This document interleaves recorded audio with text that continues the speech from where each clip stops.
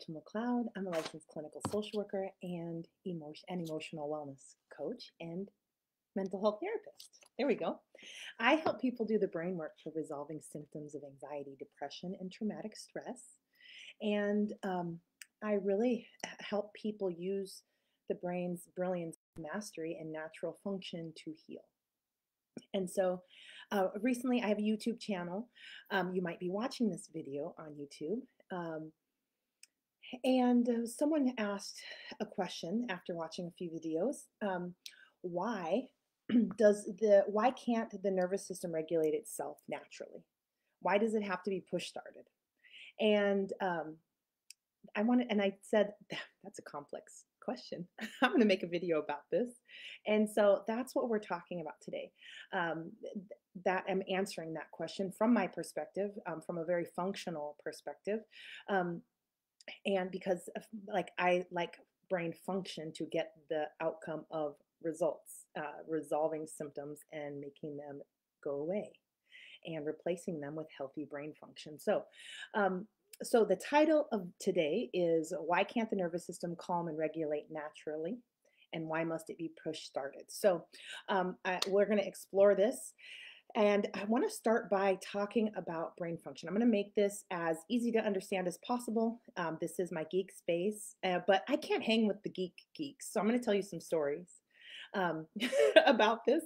And we'll refer to parts of the brain because if you've followed me at all, you know me and anatomy are not getting along that well yet. I'm learning. But this is how it works. This is brain function, and this is from how our system works together since we were born. This is how we are, and I'm going to show you. I'm going to touch back into different timelines where you can see brain function and our natural use of this truth throughout time. Okay, and you'll watch yourself and your brain have done this as well. So that's what we're here. That's what we're going to do. So we have these bodies, right? All this. This right here is our instrument for where we sense and gather information about the world outside of us and within us. And this body's job is to gather that information through our senses: sight, smell, touch, I don't know, all the senses, right? And and then it's supposed to deliver this information to the front of the brain where it will be sorted, understood, made sense of. Words will be given to it. We will create maps of our world, the people around us. We are actually mapping other people's inner worlds. We are mapping locations. We are doing tons of stuff based on information and data gathered from the body, right?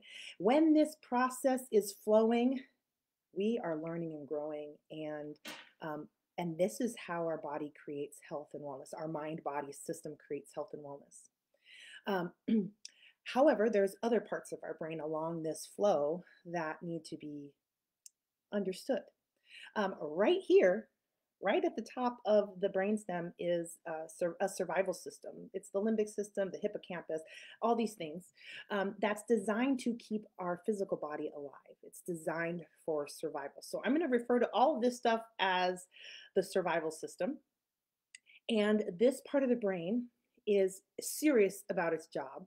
And it's not a place of logic and reasoning. It's not a smart place. This part of the brain is receiving information from, it's kind of a border patrol, right? Everything that's moving up the path, it's like, can you come through here? Is it safe or is it not safe?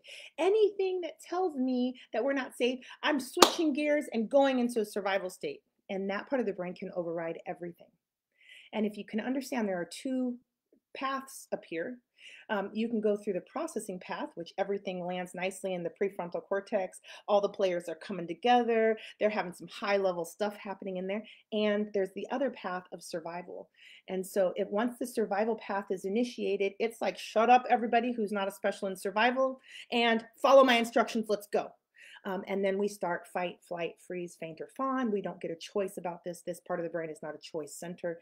This stuff is either pre-programmed in, instinctual, patterned from behaviors, conditioning. That's that. So once you go into a survival state, you lose options. You lose control options, and you are under the jurisdiction of your survival system. And this is important because this is not the part of the brain that tells you how to thrive. That's this part, the front part of the brain, with the support of your whole body system, whole mind body system. This part of the brain specializes in survival. That means its job wants to get you out of pain. It wants to do it quick, and it wants to make sure you're going to live. So it doesn't care about long-term pain. It's like, whatever. I need to do this thing right now. And so this thing that you're doing right now might be something that will keep you alive, but in the end, it creates more problems. That's why we don't want to be operating from a survival state unless we are seriously under threat of survival, right? That's when this part of the brain is like, go. If we didn't have this part of the brain, we would not have made it this far. And so we want that part of the brain firing accurately and well, and for the things that actually are survival things. Okay, so principles, right?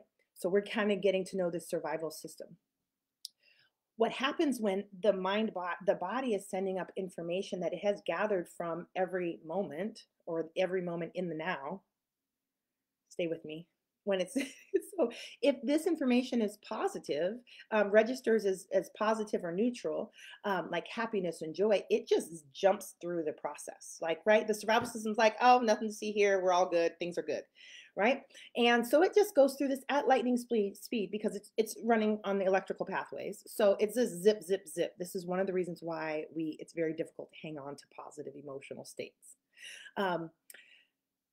And so all fine and dandy there, but anything, that information that's being picked up by the body internally or externally that registers in the brain as pain, right? The pain neuron starts flashing. And I'm sure they flash in there. There's lights in there. They go like this. I'm certain that's how it works. I have not seen that in any of the fMRIs, but I know that that's what's happening in there. Okay, so the pain neuron starts flashing. And the survival system's like, whoa, we're in danger. There's pain here. And so it's ready to take off, and it does, right? And that's where we get the fight, flight, freeze, or faint. It's moving into the best state for survival in response to the pain, right? And this stuff is beautiful. Like I said, when you're holding a hot pot and you didn't know it was hot and it burns you, you will instantly let that pot go before you even register that your hand is burning. It's fast. Right? If you can, right? So we want it like that. However, that's a response to the pain neurons. And so but in the information that's being sent, the pain neurons are active for emotional, social, and relational pain the same way they're activated for physical pain. Right? So if you are rejected or somebody laughs at you, you feel embarrassed, you feel humiliated, those pain neurons are going. It's not a smart system up there that's like, oh, this is social pain, we're fine. There's no real danger here. No, it's pain. Right? And so off we go into a survival state. That's how we're designed. This is one of the beautiful and frustrating parts of being a human, is that this is one of the things that keeps us stuck in habits and patterns that we're done with, is that our survival system, once it feels the pain, it'd rather be in a kind of unsafe place that it knows you can survive in than open the doors and let you try some new things. Okay, so here we go. We're getting to the push starting here. Okay, so we've got this pain path, the survival pathways, and we've got the processing pathways. Okay. Processing pathways lead to growth, understanding, maturity. It's the same process for maturation, same process for mastery. It's the same process our brain uses for growth. These are important pathways. So, and then there's the other one. We need this stuff, whether it's pain or whether it's positive stuff, we need it to get to the front of the brain so that it can be used as data, information, new ways of being, mastery, maturity, and all these things grow, right? Okay, so here we are. We're at understanding brain function, right? We're just working with 3 players, right? The body, the survival system, and the prefrontal cortex. I like to think of it as a triangle. Like the body is this bottom part of the triangle. The mind is this part. The prefrontal cortex is this part of the triangle, and the survival system is this part of the triangle. If the pain neurons are quiet, this happens together. All three players come together and do some powerful brain work and upgrading. Once the if pain is present and the survival system is registering that as danger, all of a sudden it pops out. It's like, I'm not doing this processing thing. We got to survive. And off it's going to its own direction, breaking the processing um, triangle here. This is where brains can solve and resolve symptoms of anxiety, depression, and traumatic stress, get us out of patterns and habits that we've outgrown. This thing is where it is at. We want your brain in this state all the time, as often as we can get you there, right? And so a lot of this is dependent upon this survival system. And this is really what I help people do. This is all I help people do to heal. I help people bring the survival system back into the triangle. That's it. Seriously. I teach them when it has gone off. We look for ways it's gone off. This is different for every person. Some people, it's very difficult to notice that their survival system has checked out and has gone on a survival route. And some people, it's very obvious. They feel like they have spent their entire lives in survival mode, and they have. Okay, and that's a very expensive state where we're not supposed to stay for a very long time. It's very taxing on the mind and the body. So we want to get back here. So we need to influence the survival system to join the rest of the team. And it has a design mechanism already part of the operating system that it's listening very closely to the body. If the body's sending signals of distress, it's out. But if the body is sending signals of distress and also receiving and sending signals of safety at the same time, all of a sudden the survival system will come back in. It needs to know that it's safe to do the processing, even if there's pain. Okay. So we want to, whenever the survival system bounces out, we want to bring it back in. It bounces out, we bring it back in. When it's bouncing off, if you think about what are we thinking about? Like a conveyor belt that's delivering goods to the front. The front of the brain loves that stuff. Doesn't care if it's pain or not. It's like we process pain. We convert pain into all sorts of awesome things. Give it to us. Give it to us. That's not the survival system's attitude with pain, right? So the thinking center is like, let's go. You've got this conveyor belt, and once the survival system says, hey, this is pain, it's like blocks it and throws it back off. So has to go back into the body. And the body was like, hey, I just sent that up. Now it's back down here. I got to send it back up again. And it will never stop. This is why people have flashbacks from the time they were 4, 3, 2, 1 in the womb. I've done. Because the body will never stop completing its job, working on trying to complete its job of delivering the information. And your brain uses all these experiences to grow. And also, if it can't, it gets stuck at trying to I need that information. I need that. It's like not free to move on and be in the present moment. And then you're up here fighting with it. You're like, just be in the present moment. It's like, I want to, but I need that thing. I can feel it down there. The body's trying to send that message to me. I have a loop here. I got to finish this. And so understanding the priorities and the needs of these parts of the brain to be able to create health and wellness, we can really step in and meet those needs. Okay? Because if your brain and the different parts of your brain don't get what they want, you do not get what you want. And conversely, if your mind, body, if the different parts of your brain get what they want, you get to have what you want. They make this stuff for you. Okay? So we don't want the survival system to respond by pushing stuff back. We want it to let that stuff through, let the body complete its work, let the prefrontal cortex get that information finally, and let's go, right? Problem is that some of this stuff is pain, right? And so we can use the body to send signals while we're accessing pain. Let me see if so for instance, I talk about different interventions because we want interventions that work with the survival system that actually influence it to join. You can see when it's joining because you'll see prefrontal cortex activity, like reasoning, logic. Like if somebody's afraid of spiders, right? And they're even thinking about it. I had a massive spider phobia. which is funny now. I can totally help them out of the house and get them in on a piece of paper. I'm pretty fine. I don't want to say it. I don't want to snuggle up with any. But I'm probably not going to scream about it. Okay, anyway, um, so if somebody's afraid of spiders, even just thinking about it, their survival system is probably doing some of this, right? So we're not in a real processing state.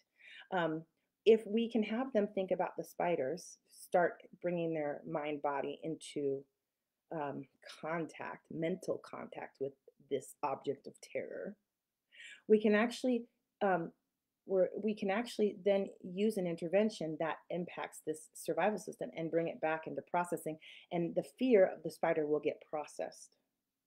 Now, if you're like me, you need to do this process over and over again.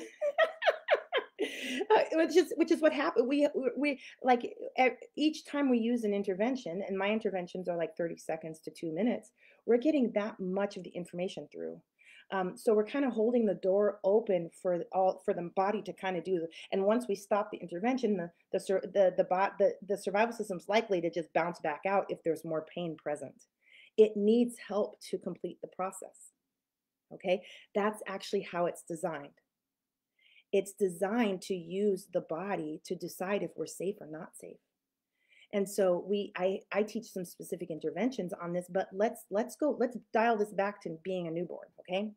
When you're, we know this is true because when we have newborn babies, they come out, they're crying, and we wrap them up and we start patting with them, rocking to them. Shh, we use their voice, we're starting to work with their ears.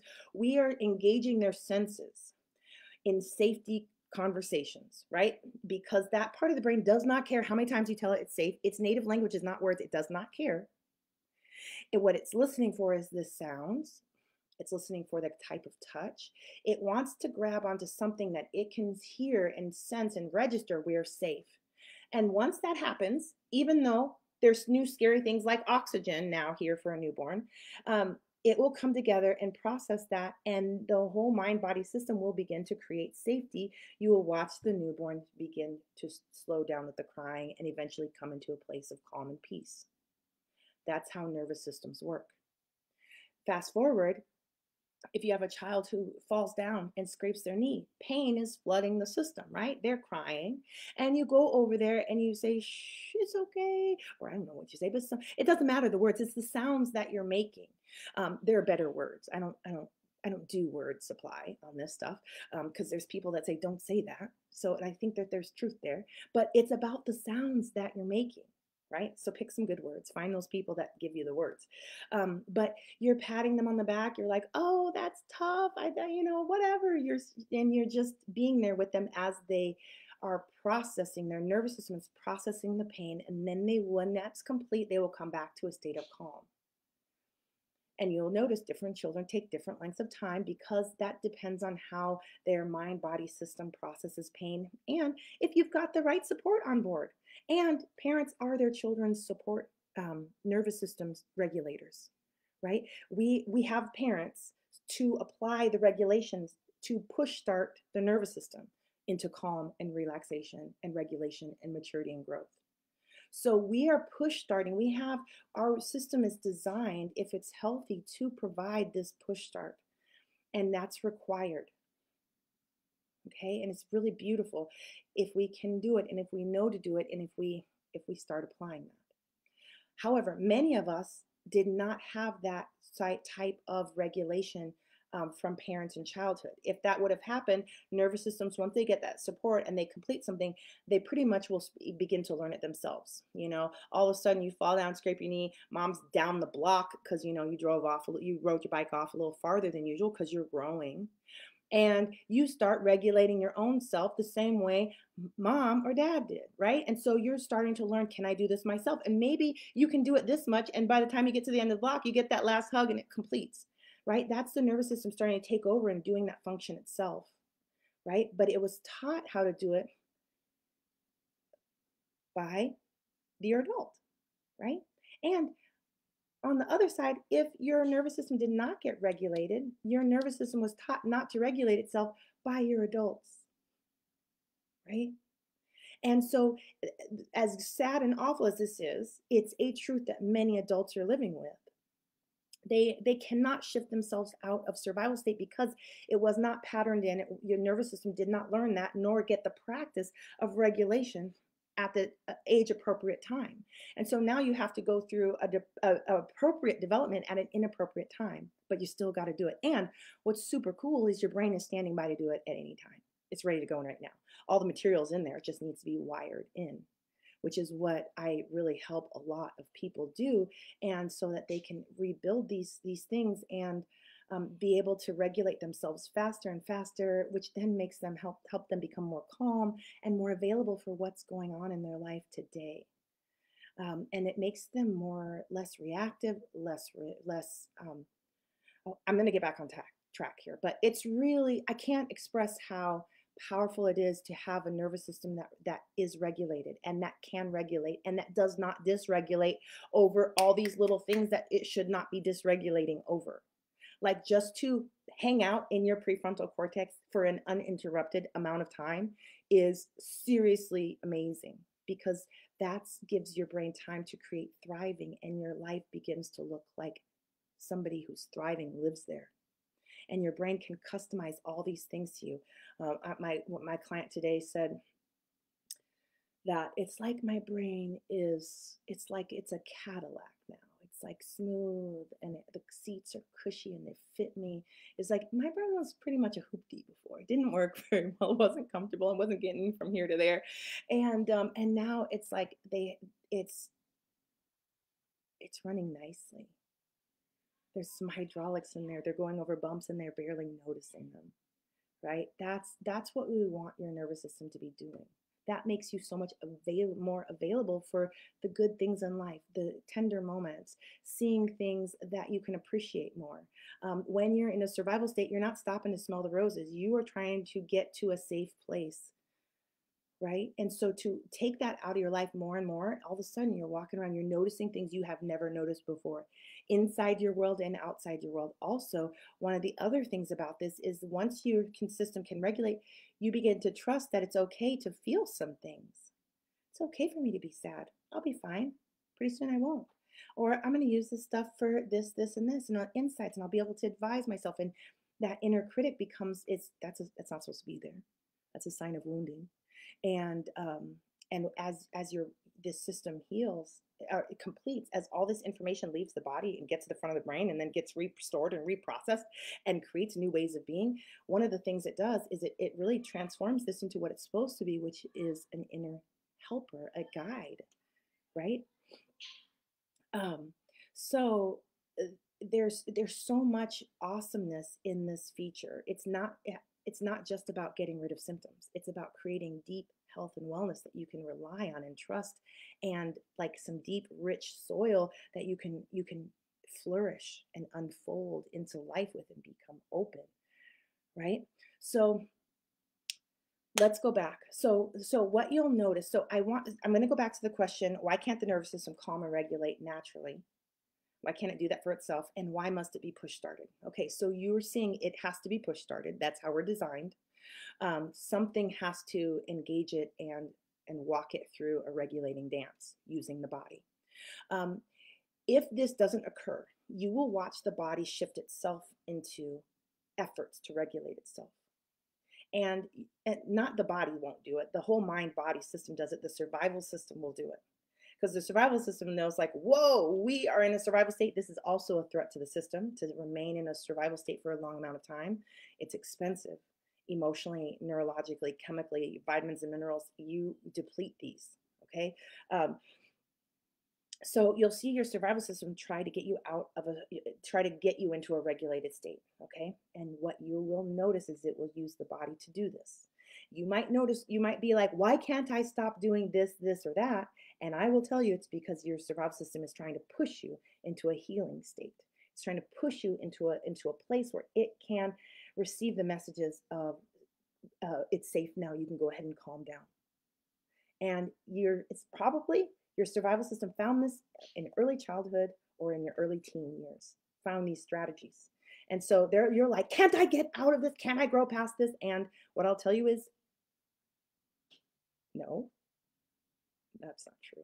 But if you don't learn how to work this system, no. because they're there for survival purposes. But you can replace them, and there's a lot of other things that you can do that don't have the negative side effects, but you will need to support your brain in finding the information it needs to say, can I do the healing function? Do I have to, can I get out of this survival state and into a healing function? You will have to support that for a while, especially if you're like one of my clients said, I was stuck there. My brain could not get out. Exactly. That's what's happening. We need to help your brain get out. And then it's going to say, oh, that was awesome. And then it's going to get stuck again. And then we're going to help it again. And we're going to do that dance over and over and over as much as it wants until it says, hold up. I think I can do this myself. And then we're going to take a back seat and we're going to see how it does. And then we're going to say, oh, I can see you need a little help. And we're going to help when it needs help. We're going to let it get stronger and we're going to let it heal. Okay. So these are the behaviors you might notice if your system is pushing you into a survival state, into a healing, trying to get you out of a survival state into a healing function. And what it needs to do that is get this information that the body is sending up, because it kind of builds right in here. And then you have panic attacks and anxiety attacks and self-doubt and insecurity and all the things, flashbacks, right? So it builds, it's trying to get it past that to the front of the brain. That's what it's trying to do, because it's like the body's trying to finish its job. The survival system's trying to do its job. And the prefrontal cortex is like, I need that stuff. So we need your body will, your mind body system will try to bring the survival system back in. Okay, these are some of the behaviors you'll watch yourself doing. Spontaneously crying. Uncontrollable crying. Crying is a healing function that comes with our operating system. And if you can't get a hug, you can't use an intervention, you can't do any of the things, as a last-ditch effort, you're going to start crying, burst into tears. And guess what? If you do, I say cry well. Matter of fact, cry like a champ. Cry like your mental health depends on it, because it does. Because apparently your brain could not even reach for something else. It had to go with that option. That's this, right? And so that happens, right? And so when we tell people don't cry, we're actually saying don't heal. So please do not separate people from their healing ability. Please help them complete the healing their brain is, and their mind body system is trying to accomplish. Finish that healing, complete that crying. Go, get it out. Because what you'll notice after a cry is more regulation, calmer. Actually, they're starting to start some prefrontal cortex activities, like being more logical about it, more reasonable, looking for solutions, all sorts of beautiful things. That lets us know that work completed. Like they got enough of that through, right? I remember I cried my way through an obsessive compulsive episode. I had no idea I was in. All I know is I couldn't stop crying. Every day I'd do this thing and just sit there for hours crying. And eventually on the other side of it, I was okay. I was ready to go. I started a new phase of my life. Now, do I want you to cry your way through a disorder? No, please. That's a lot. But if you are, you just know your system is forcing you into a regulation and a healing mode. And there are side effects: puffy eyes, sniffling, stuffy face, nose, sinuses, all those things. But it's if that's what you got, by all means, do it. Okay. Some of the other things you'll watch yourself doing is eating. Eating, it sends powerful messages to the brain that we're safe. You're like, I don't want to eat anymore. I hear you. And your brain needs support switching over, getting that survival system over. You might have had some moments in childhood where eating equals safety. So your nervous system has associated eating with safety. Anytime it needs that signal, it's going to push you to eat. That's how it works. If you don't want to be eating, then we need to support your brain in a different way. But your brain needs to get what it needs. It needs out of that survival state, and you need it out of that survival state. So drugs, alcohol, sexing, all of these things use the body to heal. Dancing, walking, swimming. If you find somebody excessively exercising, probably some stuff stuck in this process that's not completing, right? I have another client who said they were hooking up all the time. Yeah. And they're like, literally, I was tapping. Yeah, that's how it works. That's what you're doing. You're doing this. You could be doing the same thing and get the same brain function, actually quicker, if this intervention works for you. If not, I have 3 others that we can pull from. And the next thing you know, all that stuff gets past the survival system up to the front of the brain, right? If we can apply a 30-second intervention and get the same result as 4 bowls of ice cream, come on, where are we going here, people? And and the stress of brain regulation on the body can be life-threatening, overwhelming, right? It's unsafe, but we still need the regulation. We still need to push start this. We still need to bring this on board. So so that's it. Those are the answers. So I really want you to see these things as your body is not trying to attack you. It's actually trying to meet its needs, and there are better ways. And I invite you to start trialing some interventions. Start working with, say, what if I help my system here? What if I do this? What if I do this? Or if you're somebody who's just like, I need this to stop now, I'm ready to try some things. It's time to get some interventions. I offer these as part of my online course. I offer the interventions for free on my email list. You sign up for my email list, I start sending you interventions to try. In my Facebook group, there are intervention videos there. I try out some interventions. Your brain needs this support. And so, and you spend some time. I have people to resolve a disorder. I found it takes about 120 to 300 hours of specific and targeted brain work. Supporting your brain, moving this, bringing hours of this, right? And so I'll have people work on this for 2 hours a day, 5 minutes here, 20 minutes, 20 minutes right before bed, whatever, just throughout their day. See, can you get to 2 hours? Not everybody does. That's fine. The 2 hour mark is usually, you can complete those hours in about 2 to 6 months. But regardless, whichever path you take, you have to walk. If you want your brain to solve it, if you want their wellness to come from a healthy, well-connected, integrated mind-body system, you have to help your survival system come in, and we can manually support that, not just hope it happens, right? So we can be very specific and targeted about it so we can get the healing we need now. Before our next meeting where we have to public speak, before we have our next conflict with our spouse, before we freak out on our children, before. And some of them we're just going to be in progress because they're bigger projects. I teach you how to work through project after project, resolving one symptom after the other in my online program, also in my intensive coaching program. My intensive coaching program is where I will walk you through my process personally, step by step, every step of the way, intensively. So I'm kind of in your back pocket. If those are things you're interested in, go to my website, rachelmccloud.com, and look around. You can start the online course today. People are loving that. And really getting the results they need, especially if they're having a difficult time finding a therapist, or their therapist doesn't do this specific work. Or, I have lots of clients that have great EMDR therapists, but they don't know how to do a whole project, a system rebuild. And if you've got early childhood trauma, you're going to need that support. But also, if you've got some complex disorders like panic disorder and things like that, you need a process, start to finish. Just follow the steps. Brain support process. So that's really, I built that to serve as a guide for you and anybody else who doesn't have access to myself or other people around that can grab this up and get healing. So, and you should notice healing very, very quickly. I'm getting people results in the very first session. And if you know what you're looking for, you can notice results within the first 20 minutes of using an intervention. And if you don't know what you're looking for, I say keep applying it for a week and then check in and see. Like, okay, how do I feel now?